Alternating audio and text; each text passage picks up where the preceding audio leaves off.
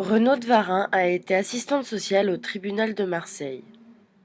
Elle nous raconte son histoire.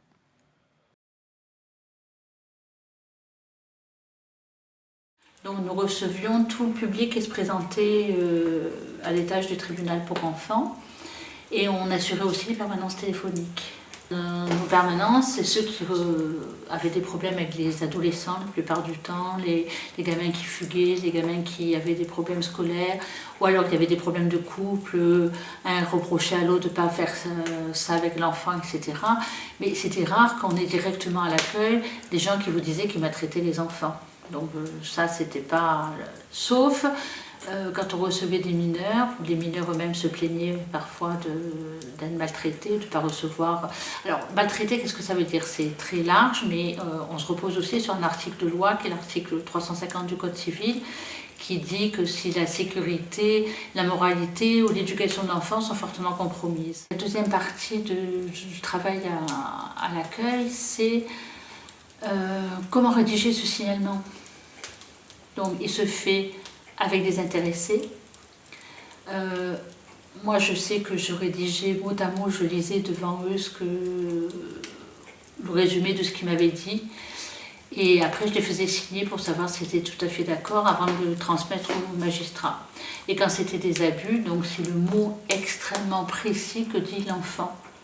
Jamais nous interpréter ou résumer ce que les personnes nous disent. Ce qui est difficile dans le métier, c'est que dans cet accueil-là, vous ne savez en général pas trop la suite. Vous savez qu'il va y avoir un dossier de protection ou pas, parce que le magistrat vous le dit directement la réponse. Après, vous ne savez jamais ce qu'il arrive.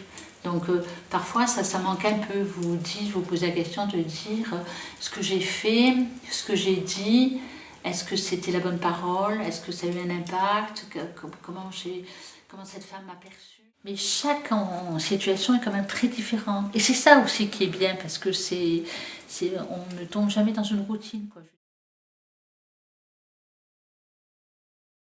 C'est une dame qui avait des problèmes avec son fils et je sentais qu'il ne fallait pas ouvrir un dossier de protection. Il y avait des choses qu'on pouvait faire différemment qu'un dossier de protection.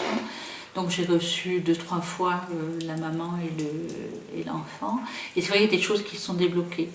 Et la maman m'a écrit quelques années plus tard, en me remerciant, une lettre très gentille, vraiment très, comment dire, elle était apaisée, cette femme, elle m'a remercié. Je n'avais pas fait grand chose, mais je veux dire, elle m'avait, et je trouvais que ça m'avait touchée.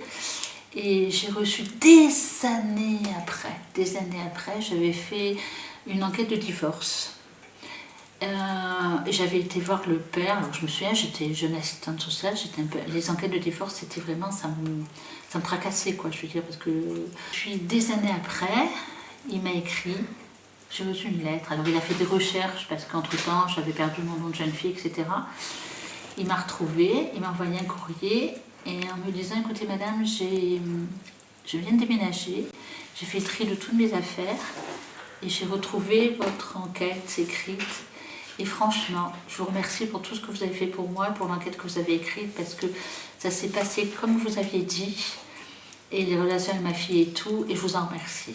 Et c'était vraiment les deux bonheurs de ma carrière, quoi. Je veux dire, ça a été vraiment... voilà.